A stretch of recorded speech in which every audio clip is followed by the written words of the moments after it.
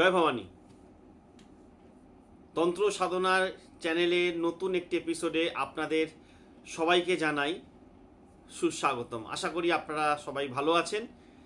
গত ভিডিওতে একটি কথা বলেছিলাম যে ধূমাবতী দেবীকে নিয়ে আলোচনা করার চেষ্টা করব। লাস্ট ভিডিওতে আমি কিছু ধূমাবতীর প্রয়োগ নিয়ে কথা বলেছি। তো আজকের মেন টপিক হবে মাকে নিয়ে, ভগবতীকে নিয়ে কিছু কথা বলার চেষ্টা করব। তো যারা আমার লাস্ট ভিডিওটি দেখেননি সেই ভিডিও লিঙ্কটা আমি ডেসক্রিপশন বক্সে দিয়ে দেবো। আর যারা আজকে আমার প্রথম ভিডিওটি দেখছেন তারা দয়া করে ভিডিওটিতে লাইক করবেন, কমেন্ট করবেন। আর যারা এখনও সাবস্ক্রাইব করেননি দয়া করে সাবস্ক্রাইব করে পাশে থাকা বেল আইকনটিকে প্রেস করে এই চ্যানেলটির পাশে থাকবেন। আর যারা অলরেডি সাবস্ক্রাইব করে রেখেছেন তাদের অনেক ধন্যবাদ ও অনেক প্রণাম জানাই। ভগবতীকে নিয়ে বলার সাহস সামর্থ্য কোনোটাই আমার নেই। আমার অত পাণ্ডিত্য নেই, আমার অত জ্ঞানও নেই যে জগদম্বাকে নিয়ে, সে আনন্দময়ীকে নিয়ে কিছু কথা বলার মতো শক্তি আমার নেই। যেখানে স্বয়ং মহাদেব তার পঞ্চমুখে তার গুণগান করেও শেষ করতে পারছে না, যেখানে কিঞ্চিত মাহাত্ম্য জেনে শিব পড়েছেন যার রাঙা পায়, সেই ব্রহ্মময়ীকে কি করে ব্যাখ্যা করব, তার শব্দ বা তাকে নিয়ে কি করে বলবো?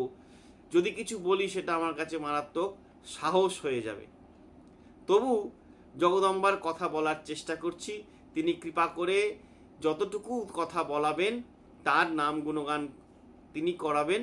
আমাদের তো কোনো সামর্থ্য নেই, সবই তার ইচ্ছা। তিনি তার ইচ্ছা অনুযায়ী, তিনি তার কৃপা অনুযায়ী যতটুকু তার নাম, তার ব্যাখ্যা, তার মাহাত্ম্য আমাদের মুখ থেকে করাবেন, সেটা তার কৃপা ছাড়া আর কিছু নয়। ভগবতীকে প্রণাম জানিয়ে আজকের মেন টপিকে আসছি। ধূমাবতী এক রহস্যময় মহাবিদ্যা। দশ মহাবিদ্যার মধ্যে তিনি হচ্ছেন সপ্তম মহাবিদ্যা। মহাদেব বলছেন তন্ত্রে যে দশ মহাবিদ্যার মধ্যে যে কোনো মহাবিদ্যাকে যদি কেউ আশ্রয় করে তাহলে তার শাশ্বত মুক্তি হয়, এতে কোনো সন্দেহ নেই। তাকে অলক্ষ্মী, জ্যেষ্ঠা লক্ষ্মী বলা হয়েছে শাস্ত্রে। ক্রূরতা, দারিদ্রতা, বার্ধক্য, ক্ষুধা, তৃষ্ণা, এইসব অমঙ্গল সূচকের প্রতীক হচ্ছেন দেবী ধূমাবতী। জ্যৈষ্ঠ মাসের শুক্লপক্ষের অষ্টমী তিথিতে বা দারুণ রাত্রিতে দেবীর আবির্ভাব বলে মনে করা হয়। অভিশাপ দেওয়া, ক্ষতি করা, সংহার করা, এই সবই হচ্ছে দেবী ধূমাবতীর দান। ভৃগু ঋষি, অঙ্গিরা ঋষি, অগস্ত্য ঋষি, পরশুরাম, এনারা সবাই ধূমাবতীর বলে বলিয়ান ছিলেন। নরক চতুর্দশী হচ্ছে ধূমাবতীর এক মারাত্মক তিথি। এই দিন তিনি পাপীদের শাস্তি প্রদান করে থাকেন। এই নরক চতুর্দশীর দিন দেবী সাধককে তার সমস্ত পাপ বিনিষ্ট করে শাশ্বত মুক্তি দিয়ে থাকতে পারেন। দেবী ধূমাবতীর আরাধনা বা দেবী ধূমাবতীর পুজো করা, মন্ত্র জপ করা, সাধনা, এগুলো কিন্তু সাধারণ গৃহস্থের জন্য নয়।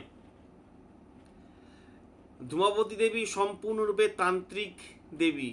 তাকে তান্ত্রিক বিধানেই আরাধনা করতে হবে। সাধারণ গৃহস্থের জন্য এই দেবীর উপাস্য নয়। সাধারণ গৃহস্থ যদি সাহস দেখায় যে ধূমাবতী দেবীর আরাধনা করব, সে সাহস দেখাতেই পারে, কিন্তু তাকে মনে রাখতে হবে ধূমাবতী হচ্ছেন মার্সিলেস দেবী, ক্ষমাহীন দেবী।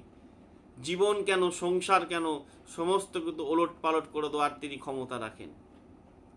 ধূমাবতী নামটা খুব সহজ সরল বা খুব সোজা বলে মনে হলেও তার সাধনা, তার আরাধনা, তার প্রয়োগ কিন্তু এত সহজ নয়, খুব কঠিন তার পথ। ধূমাবতীর পথ, ধূমাবতীর সাধনা কিন্তু অত্যন্ত কঠিন এবং অত্যন্ত শক্তিশালী। তাই তন্ত্রের একটি বিধান আছে, একটি নির্দিষ্ট দীক্ষা আছে। সেই নির্দিষ্ট দীক্ষা হলে তবেই ধূমাবতী দেবীর আরাধনা করতে পারা যায়, নচেত ধূমাবতীর অধিকার কেউ পায় না। নারদ প্রপঞ্চ সারে আবার বলা হচ্ছে ধূমাবতী আর বগলামুখী একই দেবী। তিনি এক মানে তাকে বৃদ্ধারূপে পুজো করা হয়, আরাধনা করা হয়। কেন বৃদ্ধারূপে তাকে আরাধনা করা হয় সেই কাহিনীটাতে একটু আমরা আসি। অনেক মত আছে, অনেক ধূমাবতীর আবির্ভাব নিয়ে অনেক অনেক রকম অনেক কথা আছে, কিন্তু যেটা সব থেকে প্রচলিত সেই কথাটি বলছি। ভগবতী একদিন কৈলাসে মহাদেবকে বলছেন, মহাদেব আমার খিদে পেয়েছে, আমাকে ভোগ্য দাও। মহাদেব বলছেন যে একটু ওয়েট করো, কিছুক্ষণ পরে দিচ্ছি। আবার দেবী বলছেন, মহাদেব আমায় ভোগ্য দাও, আমি ক্ষুধার্ত। মহাদেব বলছেন, আর একটু দাঁড়িয়ে যাও, আমি খাবার জোগাড় করে দিচ্ছি। দেবীর এতই খিদে পেয়েছে, তিনি আর সহ্য করতে না পেরে মহাদেবকেই তিনি গিলে ফেললেন। তখন মহাদেব তার পেটে চলে গেল। তারাও লম্বোদরী, আর ধূমাবতীর পেটে মহাদেব চলে গেল। তো এখানে একটি রহস্য রয়েছে, অত দেবতে যাব না। তো যাই হোক, তখন মহাদেবকে খাওয়ার পর মহাদেব নিজের মায়া বলে সামনে প্রকট হলেন, বললেন, হে জগদম্বা, তুমি যেহেতু স্বামীকে ভক্ষণ করেছো সেই জন্য তুমি বিধবা হলে। হে, তুমি তো পতিব্রতা নারী, তাই তুমি বিধবার বেশ ধারণ করো। সেই থেকে ভগবতী এখানে বিধবার বেশ নিয়ে রয়েছেন। তার রূপ, তিনি বৃদ্ধা, তার চোখ দুটো ভেতরে ঢুকে গেছে, উস্কো সূক্ষ্ম চুল, মলিলাম্বরা, সমস্ত সৌন্দর্যের অবসান হয়েছে, ইন্দ্রিয়গুলো সমস্ত কিছু শীতল হয়ে গেছে, ভোগের প্রচন্ড ইচ্ছা রয়েছে কিন্তু ভোগের সামর্থ্য নেই, এমন একটা পরিস্থিতির মধ্যে দিয়ে তিনি যাচ্ছেন। এইটি হচ্ছে ধূমাবতীর ধ্যানের মধ্যে পড়ছে। ধূমাবতী দেবী এমন এক পরিস্থিতির মধ্যে দিয়ে রয়েছেন যেখানে না পারছে বাঁচতে, না পারছে মরতে। সেটা হচ্ছে ধূমাবতীর তত্ত্ব। ধূমাবতী হচ্ছেন কাকধ্বজা, তিনি রথের উপর আরূঢ়া। রথ বলতে আলাদাভাবে কোনো রথে চড়তে লাগে না, আলাদাভাবে রথে করে নগর পরিভ্রমণ করতে লাগে না। কঠোপনিষদ অনুযায়ী দেহটাই হচ্ছে একটি রথ, তন্ত্রেও দেহকে রথ বলা হয়েছে। আর ধূমাবতী দেবী রথারূঢ়া, তিনি রথের ওপর তিনি আরূঢ়া, এবং তিনি কাকধ্বজা। ওই যে আগে বললাম যে তমঙ্গল সূচক তার মধ্যে রয়েছে, অর্থাৎ তিনি তমগুণী শক্তি। এখানে সাত্ত্বিক এবং রাজসিক শক্তিকে তমগুণ হালকাভাবে আস্তেভাবে একটু চেপে দিয়েছে। তমগুণ না থাকলে কি আর সত্যরজ আসবে? আসবে না। তার সাধনার বলে তমগুণ থেকেই সাধক রাজসিক থেকে সাত্ত্বিক গুণে তার কৃপা বলে উঠে যাবে। দেবীর রুক্ষ সূক্ষ্ম চুল, অর্থাৎ অনেক দিন তিনি চুলের যত্ন নিতে পারেননি। দেবী এখানে একটা মেসেজ দিচ্ছেন যে দেহটাই সব কথা নয়, রূপের সৌন্দর্য সব কথা নয়। আজকে তুমি তোমার রূপ নিয়ে, যৌবন নিয়ে, তোমার দেহ নিয়ে, সুন্দর দেহ নিয়ে এত অহংকার করছো, আজকে দেখো কোন পরিস্থিতি এসে তোমায় দাঁড়াবে। অর্থাৎ কোনোটাই স্থিতিশীল নয়, কোনোটাই চিরস্থায়ী নয়। আজকে যে তোমার রূপ আছে, যে যৌবন আছে, যে এত সুন্দর শরীর রয়েছে, একদিন সেটি শেষ হয়ে যাবে। একদিন এই রকম একটা অবস্থায় এসে দাঁড়াবে যখন তুমি হয়তো আয়নাতেও নিজেকে দেখতে ভয় পাবে বা লজ্জা পাবে। তো সেই মুহূর্তের জন্য আজকে আমি সুন্দর রয়েছি, আজকে আমি রূপ যৌবন আমার উতলে উঠছে, কিন্তু আমাকে প্রস্তুত থাকতে হবে একদিন আমার চামড়া কুঁচকে যাবে, চুল পেকে যাবে, একদিন আমি বৃদ্ধ হব। ধূমাবতী হচ্ছেন সেই মেসেজটি দিচ্ছেন, সত্যের একটা সত্য মেসেজ দিয়ে যাচ্ছেন যে তোমাকেও একদিন এই বৃদ্ধ পরিণতিতে আসতে হবে। দেবী ত্রিনয়নী এবং তিনি দ্বিভুজা, বড় অভয় দান করছেন, এবং তার বাম হস্তে সূর্প রয়েছে, একটি কুলো রয়েছে। সাধকের সেই কুলোতে যেমন করে চাল ঝাড়া হয়, ধুলোটা নোংরাটা ফেলে দিয়ে চালটা যেমন ছেঁকে তুলে নেওয়া হয়, কুলোতে ঝেড়ে তুলে নেওয়া হয়, ভগবতী এতটাই কৃপাময়ী যে তিনি সাধকের সাধন পথের সমস্ত বাধা বিঘ্ন যা কিছু আছে সমস্ত কিছু কুলোতে ঝেড়ে সাধককে সিদ্ধি প্রদান করছে। ধূমাবতী কিন্তু মেনলি এক প্রয়োগের দেবী। যত রকমেরই বড় শত্রু হোক না কেন, ধূমাবতীর শক্তিতে সেই ক্ষণিকের মধ্যে সেই শত্রু যমলোকে যেতে পারে, এরামই শাস্ত্রের বচন রয়েছে।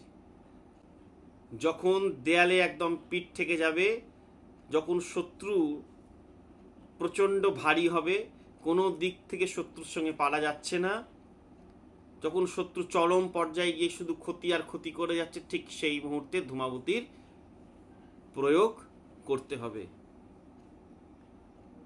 তিনি কলহপ্রিয়া, ধূমাবতীর প্রয়োগে বিদ্বেষণ খুব ভালো হয়। আমি আগের ভিডিওতে কিছু কথা আলোচনা করেছি, যারা ভিডিওটি দেখেননি দয়া করে আগের ভিডিওটি একটু দেখে নেবেন।